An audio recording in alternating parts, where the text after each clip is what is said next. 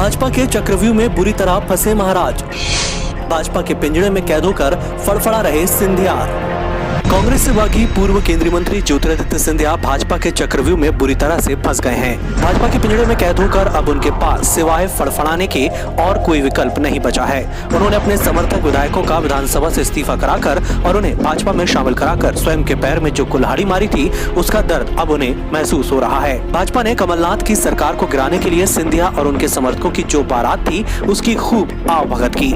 उन्हें पर्याप्त दहेज भी दिया। समर्थकों को सत्ता में सहभागिता और स्वयं ज्योतिरादित्य सिंधिया को राज्यसभा का चुनाव जिताकर केंद्रीय मंत्री बनाने का जो भरोसा दिलाया था उससे महाराज और उनके समर्थक भाजपा के बिछाए हुए चक्रव्यूह में आसानी से फंस गए।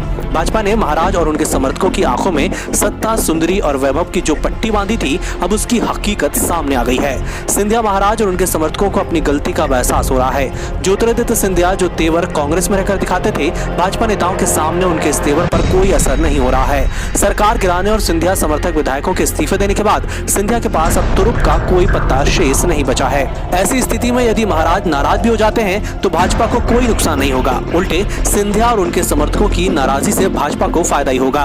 मध्य प्रदेश में सरकार बने हुए लगभग 1 माह हो चुका है। वर्तमान स्थिति में ज्योतिरादित्य सिंधिया और उनके इस्तीफे देने वाले समर्थक विधायक पिंजड़े में कैद होकर रह गए हैं। पिंजड़े में फड़फड़ाने के अलावा अब उनके पास कोई अन्य विकल्प ही नहीं रहा है। भाजपा सूत्रों की माने तो सिंधिया जिस तरह से भाजपा में अपना वर्चस्व बनाने का प्रयास कर रहे हैं वह भाजपा में संभव नहीं है। ज्योतिरादित्य सिंधिया को भाजपा के तौर तरीके सीखने होंगे। पार्टी के अनुशासन में रहना होगा, तभी भाजपा में वह आगे की राजनीति कर सकते हैं।